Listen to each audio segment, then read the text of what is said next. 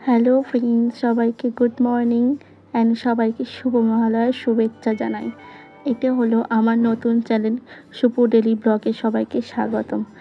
দেখো ফ্রেন্ডস, সকালটা খুবই সুন্দর লাগছে, ঝলমলে আকাশ, ওয়েদারটাও বেশ ঠান্ডা ঠান্ডা। এই দেখো ঘুম থেকে উঠেই আমার বিছানাটা গোছালো ছিল, বিছানাটা একটুখানি গুছিয়ে নিচ্ছি, তোমরা দেখে নাও ততক্ষণ। দেখো বিছানাটা গুছিয়ে নিচ্ছি। এই দেখো আমার একটা সুন্দর ফুটফুটে বিড়াল ছানা, ওর নাম হচ্ছে ঘন্টু। ওকে বিড়াল আমরা বলি না, বিড়াল বললে ওরা রেগে যায়।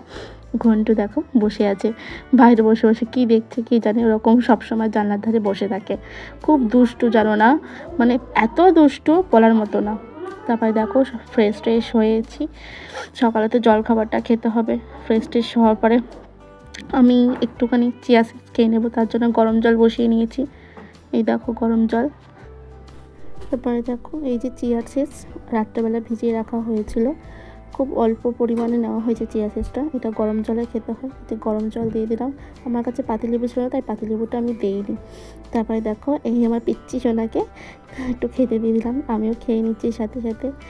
এত দুষ্টু, মানে আমি যদি কিছু খাই ওকেও কিছু খেতে দিতে হবে। এই যে দেখেন প্রচুর দুষ্টু, ওকে সব খেতে হবে, মানে কিছু একটা খেলেই ও আমার পেছনে পেছনে ঘুরবে। ওর নাম হলো ঘন্টু, ওকে আমরা সবাই ঘন্টু সোনা বলে ডাকি। তারপরে দেখো এখানে আমি ব্রেকফাস্ট রেডি করছি, বাটার টোস্ট করছি, খাবারটা রেডি হয়ে যাচ্ছে। এই দেখো দেখে নাও। তারপরে দেখো উপরে একটু অল্প করে চিনি ছড়িয়ে দিলাম। আমার এটা প্রথম ব্লগ, আর কেমন হচ্ছে আমি নিজেও জানি না। তোমাদের যদি ভালো লাগে তাহলে অবশ্যই লাইক শেয়ার কমেন্ট করে দেবে। এই দেখো দুটো গ্যাসে দুধারে দুটো চা বসিয়েছি, একটা হচ্ছে লাল চা, একটা হচ্ছে দুধ চা। দুধ চাটা হচ্ছে আমার ভাইয়ের জন্য, আর লাল চাটা আমার আর আমার মায়ের জন্য। তারপরে দেখো আমি স্নান করে ফ্রেশ ট্রেশ হয়ে এখন আমি মন্দিরে ঢুকবো।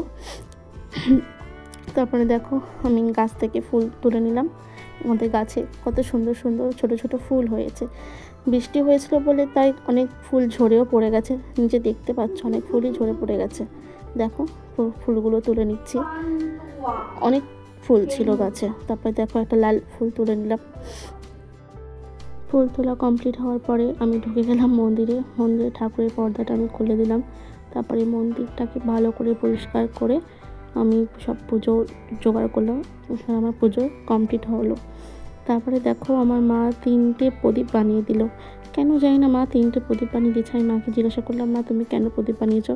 বললো একটা টোটকা আছে, এটা একটা ঘরোয়া টোটকা, এটা মা প্রত্যেক মহালয়ার সময় এটা করে। তারপরে দেখো আমি মাটির প্রদীপগুলোতে ঘি দিলাম, ঘিয়ের প্রদীপ জ্বালবো, ঠিক আছে? দেখতে পাচ্ছ 3টে প্রদীপেই আমি ঘি দিয়ে দিচ্ছি। তুলোর সলতে করে নিয়ে সব 3টে প্রদীপে আমি ঘি দিয়ে দিয়েছি। এই 3টে প্রদীপ দিয়ে আমি জ্বালিয়ে একটা দেব আমাদের মা মনসা গাছ, যেটা আমাদের বাড়ির কোণের সাইডেই আছে।